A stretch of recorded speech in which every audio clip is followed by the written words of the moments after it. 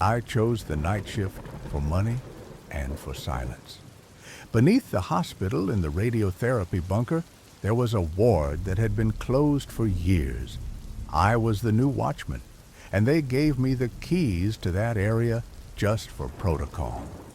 No one ever goes down there, they said. The elevator shook as it descended, leaving the smell of old grease in the air.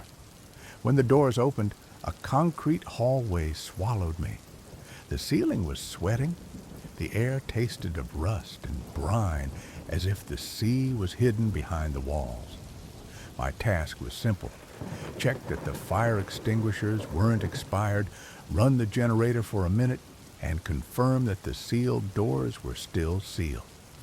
I carried a flashlight, a blurred map, a radio full of static, and a laminated checklist. It was cold. Goosebumps rose on my skin as soon as I took the first step. The polished, worn floor seemed to breathe. Each of my footsteps returned as a dull echo, like someone else was walking a second later, imitating my rhythm. I didn't come here for bravery. I came because the extra pay was good, and because, though I never say it aloud, my brother vanished here years ago while working as a technician in this very unit. Nobody asked me, but every time I checked an extinguisher, my eyes searched for something else. A trace, an object, a mistake left behind by time. Inside the control room, the monitors were fat boxes covered in dust. The main board had buttons worn down by hands long gone. I wiped the desk clean and laid out my gear. A radiation meter, fluorescent tags, a rope in case I had to block a door. I opened my notebook to mark the route. I wanted a proper map of my own. I hate getting lost. The sounds were minimal, steady, dripping somewhere in the dark. A deep hum from the bunker, the occasional crack of cooling metal. Suddenly, a faint vibration lit up a yellow lamp on the panel, even though no power ran to that section. Just a single flicker, like a blink. I froze. My heart pounded, not from fear, but from alertness. I pressed my palm against the desk to steady myself, and felt a cold current climb up my arm, as if someone exhaled from the floor. I tested the generator by hand. Its roar filled the room, and for a second, the monitors seemed ready to wake. I switched it off. Silence. Then came something that wasn't machinery, a pure tone, a long-held note, seeping from the dead speakers. It wasn't music. It was like an infinite hospital alarm that never cut off. I touched a dead switch, and it stopped. I swallowed and, clumsy, said my name into the air. The echo answered, but added a word I hadn't spoken. Continue. I continued, of course. One always does. Down the hall was a metal door with peeling paint. The safety seal was intact, but the bottom latch wasn't. Scratches like fingernail marks marred the edge, old and dusty. I noted it. When I turned to leave, my boot struck something hard. A heavy keychain with a coin-sized metal disc lay on the ground. Etched on it was a circle with a cross inside and the number 17. I wiped it clean with my thumb, the cold metal sinking into my skin. The moment I pocketed it, a soft knock tapped on the wall, like someone rapping with a knuckle from the other side. "I'm just checking," I whispered. My voice cracked. The radio answered with static that brushed my neck like wet hair. I adjusted the dial and caught fragments, as if a broken recording had switched on. Lists of names, dosage numbers, timetables. My brother's surname among them. The sound wasn't coming from my radio, but from the old patient call panel, dark and lifeless. I pressed my ear close. The voice repeated a positioning protocol, always cutting off mid-sentence, as if the tape had been sliced. My hand shook, not from panic, but from an impulse to organize, to participate. I drew a real map in my notebook, not the blurred one they gave me. I counted steps, marked turns, noted odors. Where the air stank of stale dust, I marked an X.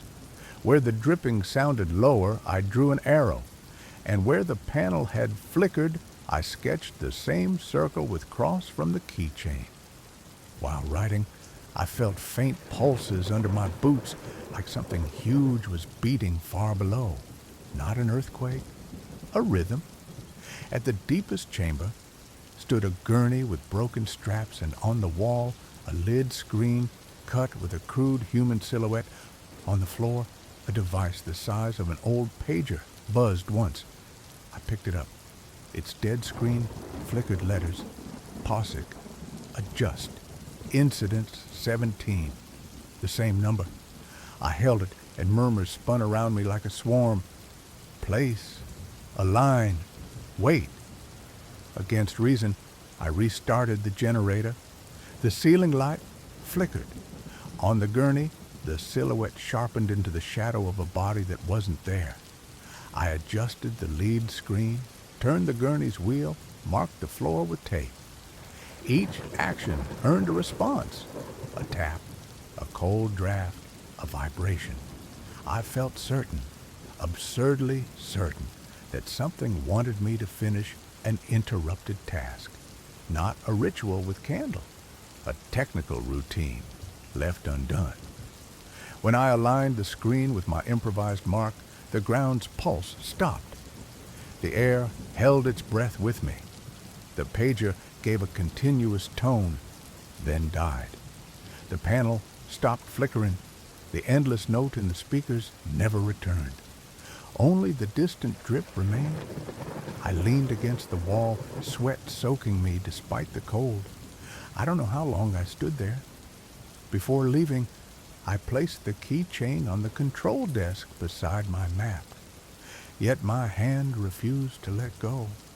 The metal tugged at me gently, like someone holding your sleeve, not a threat, an invitation. I pocketed it again. The elevator carried me up with rust, still on my tongue. Behind me, the hallway echoed my steps with that same slight delay, polite and patient. At the guard post, they asked if everything was fine. I said yes, all in order. I didn't tell them. It would do no justice. In my notebook, my map had new marks in pencil, arrows leading to the final chamber, a circle drawn far cleaner than mine. No smell, no cold now, only a faint touch on my shoulder, like a wordless see you. Tomorrow, I'll return to the bunker, not for money, not for courage. Down there, a job remains unfinished, and someone has learned my rhythm. I have learned theirs. When the green light flickers again, it will have my hands, and I will have it silenced.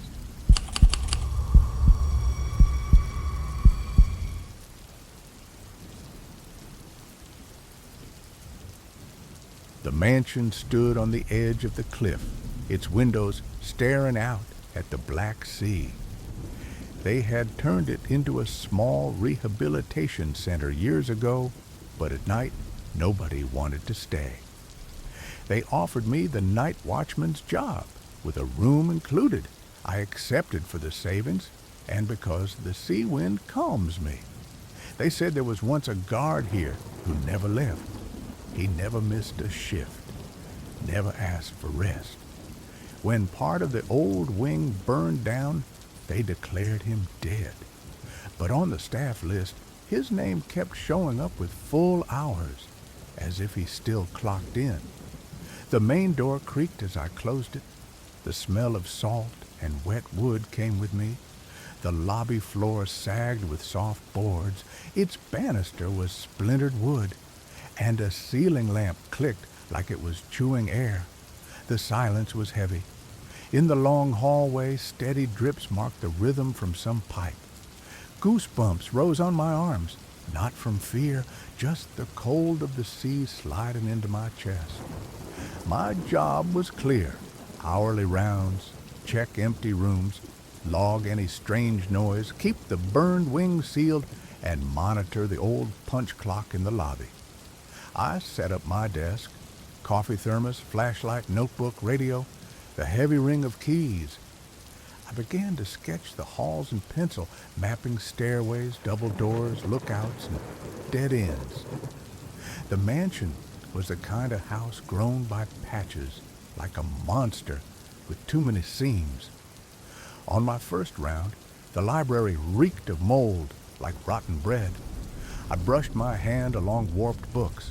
The shelves were rough, damp. Dust swirled in my flashlight like a closed fog. A faint rustle behind me, like a sleeve against the railing.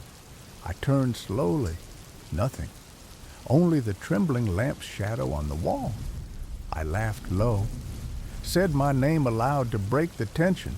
The echo took a second too long to return, as if it had wandered through another house first. On my second round, I climbed to the lookout facing the sea.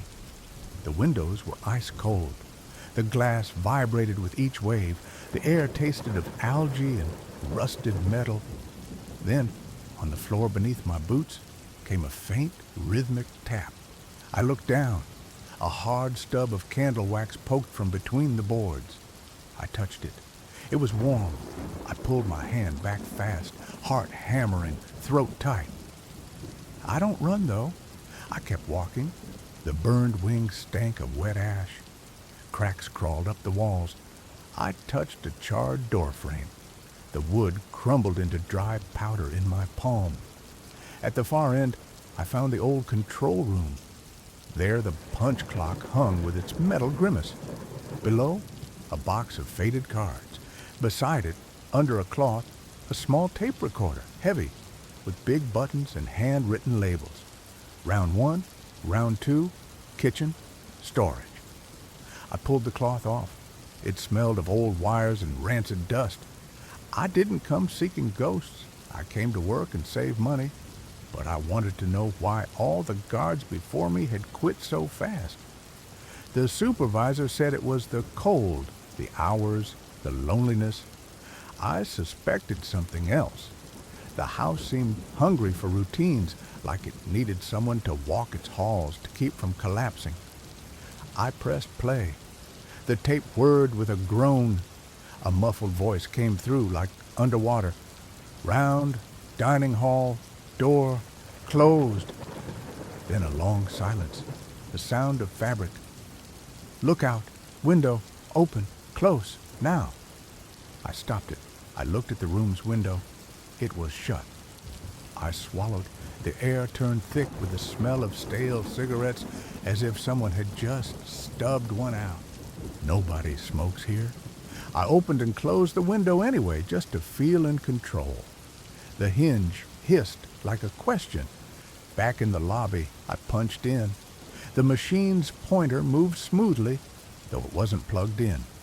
My card slid down. The stamp came down on its own, exact to the second. But when I pulled it out, there were 2 marks, mine and another. 1 minute earlier, with the surname of the burned guard. I looked up. The ceiling lamp shook. A cold draft slid down the stairs and touched my neck. I clenched my fist. I didn't like it. On my third round, I entered the kitchen. It stank of old grease and bleach. The steel tables were icy. My flashlight swept across the hanging pots. They swayed, clinking like a hand had just brushed them. On the counter lay an object that hadn't been there before. A leather strap with stamped numbers, holes, and a buckle. It looked like a watch band, but longer, made to tighten something big. It was stained, worn. When I touched it, my skin burned with a deep cold. I looked up, and in the door's glass, I saw my shadow, and another one, thin, pressed against my back, head tilted as if waiting for an order. I whispered into the radio, "In kitchen, all fine." The reply was static, then a single word I hadn't spoken, "Continue." I froze. The whole house groaned, stretching, and then the dripping sound in the hall reversed, louder from far away, softer up close, like distance itself was bent. I decided to understand the logic of the place. I redrew my map, marked arrows where the air stank of algae, where the floor trembled, where the lamp clicked. Back in the control room, I opened the recorder's drawer. Inside was a box of metal tokens, numbered. One token matched the stamp on the strap. I understood then it was a system. Rounds, marks, adjustments, a nightly obsession the house had learned by heart. From then on, the phenomena sharpened. On the lookout, a knock on the glass exactly where I was about to place my hand. In the burned wing, invisible heat warming my finger toward a latch, unused for years. On the stairs, a step quivering before I touched it, like whispering here.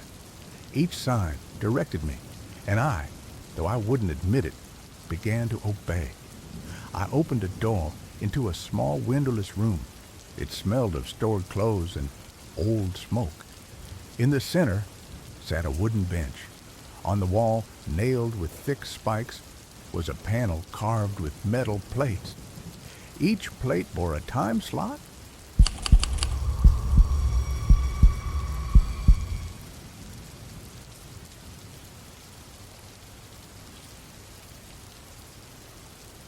The hospital morgue wasn't in the hospital.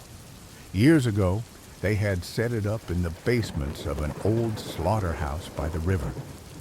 The entrance was a curved brick tunnel that smelled of stagnant water, bleach, and cold flesh. They gave me the night shift because no one else wanted it. For me, it meant extra pay, and honestly, silence helps me think. I'm saving to move my mother out of her damp little room. That thought kept me steady. When the first metal door slammed behind me and the air bit into my hands, my job looked simple on paper. Check that the refrigerators were at the right temperature, record entries and exits, confirm locks, and test the backup alarm. I set up my table in the prep room, thermos, flashlight, gloves, notebook, a digital thermometer, and a laminated list of protocols. The cement floor was so cold it climbed into my knees. Pipes dripped from the ceiling, each drop hitting with a sharp tick. The steel gurneys burned the fingertips. Every breath mixed the sting of formaldehyde with something rancid, like old blood on a rusty coin. I opened the first refrigerator. The seal clung for a second, then exhaled white breath. All fine, closed it. Then the second, the third, the fourth. At the fifth, the light inside flickered. I checked the panel. Stable. I opened it again. Just trays, numbered tags, nothing else. But the motor vibrated strangely, with a pulse, like a hidden heartbeat. I noted the reading and moved on. I hadn't come here chasing stories. I came to work. Still, on that first night, I felt the place measuring me. In the tunnel, my footsteps echoed back later than they should, like they'd taken a detour I couldn't see. Sometimes, when I stopped to write, I heard a dry step just behind me, not mine. The back of my neck prickled with invisible needles. During the inventory, my radio hissed, though no one else was on frequency. I turned it off. Yet one of the old call bells rang twice, short from the empty sector. It wasn't the real alarm, just an internal bell doctors used decades ago. Probably a bad wire, I thought. I went to the bell panel, a wooden box with old buttons and a metal strip marked with scratches. Next to it, someone had pinned a strip of wax paper with a handwritten sequence. 2 2/3, 3 1/3, 5-3/1-1. Some kind of code. I ran my finger along the wood. It was warm, as if just touched. In the autopsy room, the tiles reflected the light, making everything look even colder. Somewhere, a drop of water echoed endlessly, but I couldn't find the source. On the central table, I adjusted the lamp. The base of the table was covered with knife marks, repeated in neat order, as though someone had carved the same line again and again to match an invisible pattern. A pressure built in my chest, the kind you feel when you hold your breath without noticing. On the second round, I slipped into the archive. I shouldn't have, but the door was ajar and the smell of wet paper drew me. The hinges squealed. On a table I found something out of place, an old tape recorder, heavy with a built-in microphone. Sticky notes on its side bore old dates. I picked it up. It was heavy, like a soaked brick. I pressed play. The tape whirred. A hoarse voice spoke from a tunnel. Entry 0410. Mark, don't forget. Repeat the sequence. Then fingers tapping wood, followed by a whisper, too blurred to form words. I stopped it. The counter had been altered, skipping intervals. A ritual of some kind? I didn't understand, but inside me grew that strange urge to follow instructions. Back at the panel, I tried the code on the paper. 2 presses on 2-0, 1 press on 3. A cold draft stirred the corridor like a hand tugging me forward. 3 presses on 5. The 5th refrigerator pulsed harder, then steadied.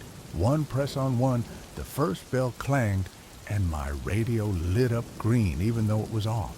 I couldn't breathe. A thin thread seemed to pull me toward the autopsy room. Crossing the doorway, the floor changed under my boots. Same concrete, no cracks. Yet my soles felt a faint heartbeat, a faraway machine. The central table now had a tray I hadn't left, a metal plate engraved with lines and shallow numbered slots. In the drawer, I found flat tokens with numbers, just like the panel. I set them into the slots. 2-2/3-1/5-3/1-1. Each token tingled my fingertips with a faint static. The recorder switched on by itself. The voice returned. Adjustment complete. Repeat at exact hour. From then on, every noise became a signal. The dripping water beat a pattern. The air shifted in and out like a lung. The emergency light flickered only when I misplaced a token. I began moving as if guided. The system wasn't broken, it was alive. Once, while writing, I heard my name, not aloud, but dragged just beneath my ear. I asked, "What?" The tunnel echoed back, "What?" and then added, "Continue," in a deeper tone. On the log sheet of entries and exits, my surname appeared under Present. Fresh ink. I touched it, smudged it on my fingertip. My heart stumbled, then raced like climbing stairs too fast. Later, the 5th refrigerator pulsed again. I opened it. Inside, besides trays, lay a strip of cloth with hand-stitched numbers and repeated symbols, rough and icy. When I touched it, I heard scratching, the sound of pencil on wall.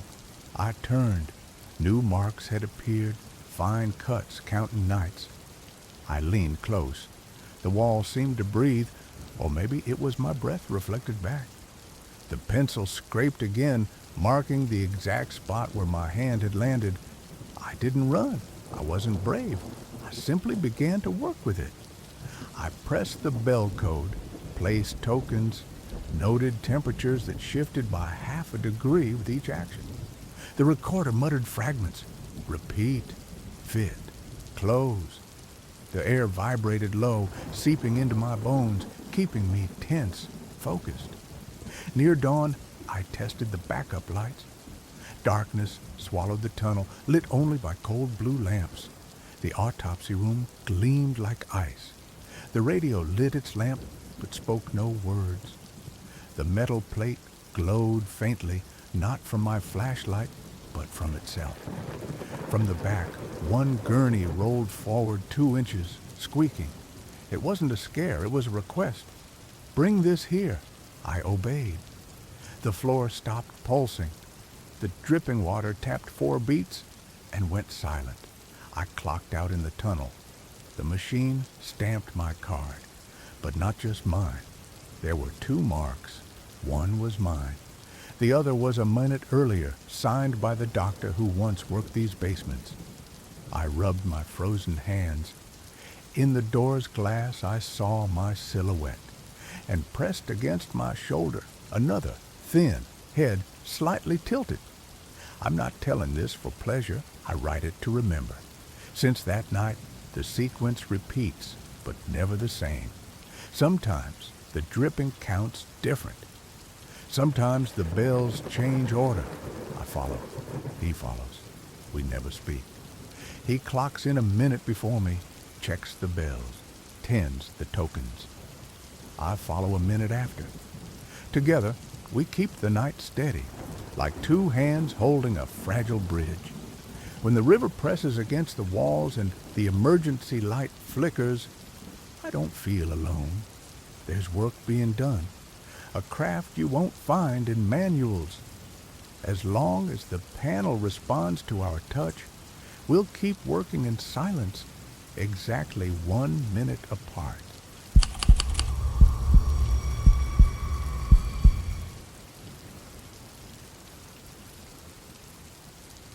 The geriatric unit was supposed to be closed.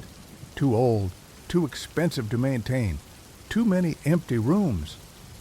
But I was assigned there as the night guard, just until the final inspection. The building was 3 stories of faded paint and cracked walls, standing alone on a hill. The air smelled of dust, bleach, and something sour that clung to the curtains. I carried my kit, flashlight, notebook, radio, and the keys. My task was simple. Check that all the doors were locked, note any water leaks, and keep watch over the long corridors that no one used anymore. I told myself it was easy money. Still, as I walked the first hallway, goosebumps rose across my skin. The tiles clicked under my boots as if hollow, and the overhead lamps buzzed with weak light. At first, everything looked normal. A few rooms with old beds, yellowed mattresses, and cabinets with peeling paint. But when I turned the corner, the hallway didn't match the map. Yesterday, that door led to a supply closet. Tonight, it opened onto a stairwell that sank into the dark. I closed it quickly and marked it in my notebook. I told myself it was my memory failing or bad blueprints. The deeper I walked, the stranger it became. Some hallways stretched longer than they should have, doors multiplying on each side. A room that smelled of mold connected to another where the air reeked of ammonia. My flashlight brushed over cracked linoleum, rusty bed frames, and wallpaper that peeled like dead skin. Every sound echoed too long. Footsteps, drips, a door creak, carrying on as if repeated by someone unseen. Once, I stopped by a window to catch my breath. Beyond the glass wasn't the parking lot, but a narrow yard filled with dead grass swaying though no wind blew. I stepped back fast, heart pounding, chest tight. When I turned, the hallway behind me had changed again. Longer, emptier, lights humming in slow rhythm. In one of the storage rooms, I found something left behind. Not papers or photos, but a crude wooden box with metal hinges. Inside lay strips of cloth with numbers painted in black ink. Some blurred by water stains. They looked like makeshift patient tags. Alongside them was a thin slate, scratched with lines and dates. The scratches didn't match the hospital logs. They looked like someone had been tracking nights spent wandering. I touched it, and the cold bit my fingertips like ice. From then on, the building seemed to react. When I turned the wrong way, the floor groaned deep and angry. When I hesitated, a fluorescent light would flicker and point me toward a different corridor. More than once I felt a pulse under my feet, faint but steady, as if the unit itself had a heartbeat. I whispered into my radio for calm. "All fine." The static replied with my own voice, but delayed, warped, and with one extra word: "Stay." Later, while checking a locked room, I felt a brush at the back of my neck, like cold fabric dragging across the skin. I spun the light. Nothing, just a shadow sliding along the far wall, keeping pace with me. My notebook trembled in my hands as I forced myself to write down what I saw. I began marking the shifting map. Arrows where corridors stretched too far, X's where stairwells appeared and vanished. Soon, the pages were covered with pathways that didn't exist by day. Each round, the map grew more complex, until it was less a floor plan and more elaborate. Near dawn, I returned to the nurse's station. On the desk lay my notebook, open, though I had left it closed. New lines had been added in a different hand, arrows, circles, and one word scrawled at the bottom: "Continue." I didn't run. I sat, listening to the building hum, its long corridors waiting, the air pressed against me like a hand on my chest. I understood then I wasn't keeping watch alone. Someone else was drawing the map with me, walking these halls a step ahead or a step behind. When I punched out at sunrise, my card bore 2 stamps, mine and another, 1 minute earlier with no name. And so, each night I return, not just for pay, but because the building shifts for me, and because another presence keeps walking, guiding me through its endless living maze. Together we keep the routine, me with my pen, it with its shadows, our steps aligned in silence, at the distance of one heartbeat. The underground station had been sealed for decades beneath the riverbed. It wasn't part of the modern subway, an old project that was never finished. I was assigned there as the night guard, while engineers repaired leaks in the tunnels. I took the job for the pay and for the silence. My father had been a train guard. I grew up on his stories of empty platforms and clocks that never forgive. The air hit me as soon as I opened the armored door, damp, metallic, biting. My boots echoed across cracked tiles, each step bouncing back as if the station itself were listening. The smell was sharp: rust, wet stone, old cables. I set up my desk at the control booth, thermos, flashlight, radio, humidity meter, tags, and my notebook. The floor hummed faintly, as though the river above was grinding stones. The platform stretched into shadows. Stalactites of salt hung from the ceiling, glistening in the beam of my light. Somewhere, a steady drip kept time. Tick, tick, tick. I bent down and pressed my ear to the rail. A low hum vibrated up through the steel. No trains had passed here in 50 years. I pulled away quickly, a chill stiffening the back of my neck. My task was routine. Check pumps, note water levels, keep the sealed gate to the blind tunnel locked, and run the generator halfway through the night. I began by sketching a map of the site. I liked knowing my way around, but as I drew, the PA speaker above me sighed. A hiss, then a single sharp note, like someone testing a microphone. The panel was long dead, yet when I touched it, it was warm. In the breaker room, under a tarp, I found something odd. An old punch clock with a thermal printer attached. On top, a yellowed roll of paper. It looked clean, too clean, as if someone still used it. I brushed my finger over the tray, freezing cold at first, then almost burning. Hours passed. I patrolled the blind tunnel. The smell of mold was so thick it tasted salty. My light stretched shadows into wire shapes. A faint rustle behind me made me spin, but only my own shadow lagged as though deciding whether to follow. My heart jumped hard, my throat tight. I forced a laugh. At 2 in the morning, I started the generator. It coughed and roared alive. The station lamps flickered to life in their yellow, sickly glow. And the punch clock printer whirred. Slowly, it spat out a strip of paper. I hadn't touched it. I grabbed it with trembling fingers.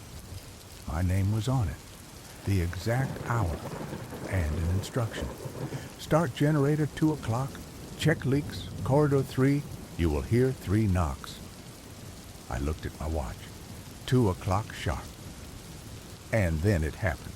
1 knock, then another, hollow from corridor 3. My skin crawled. I forced myself to go check. The corridor stank of wet stone. Water dripped into a rusty bucket, splashing like bullets. When I touched the wall, it throbbed faintly under my palm like a hidden heartbeat. Cold bit through my fingers. In a puddle, half buried, I found a strip of caution tape with hand-drawn numbers and a repeated cross mark. I pocketed it.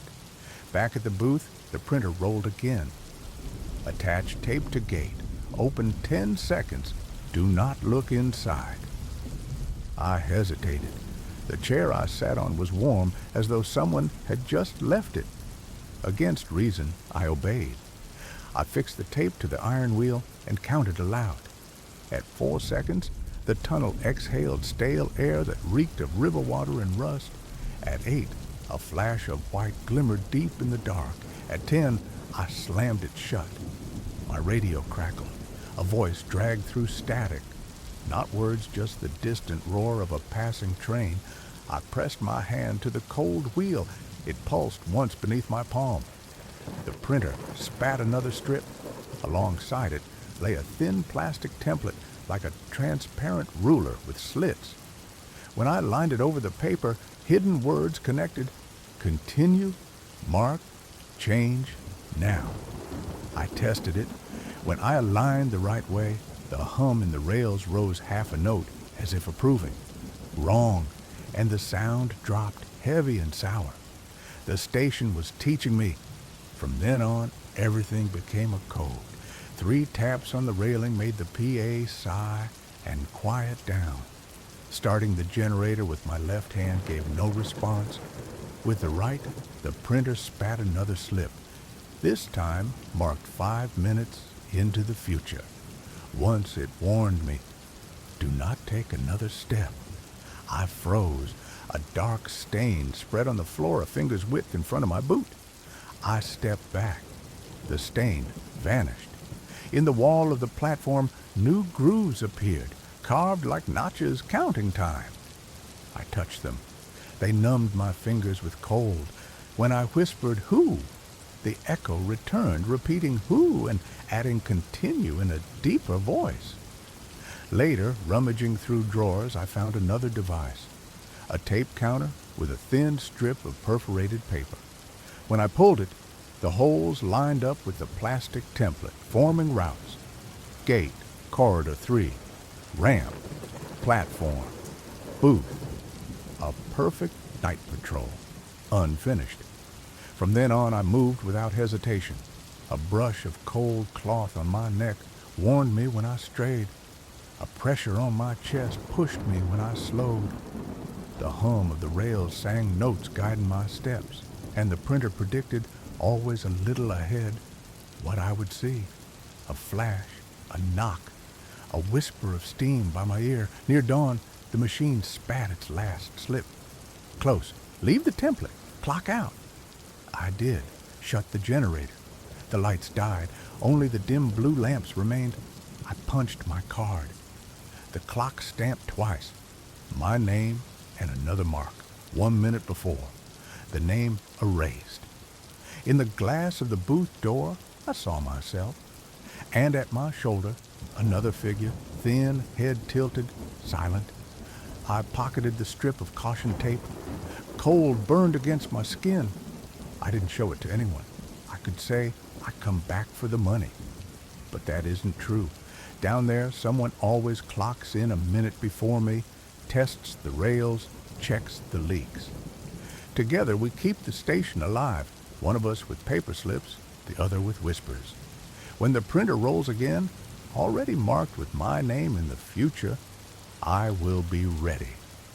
My hand on the switch, and a breath in the PA, waiting to sigh, exactly 1 minute ahead of me.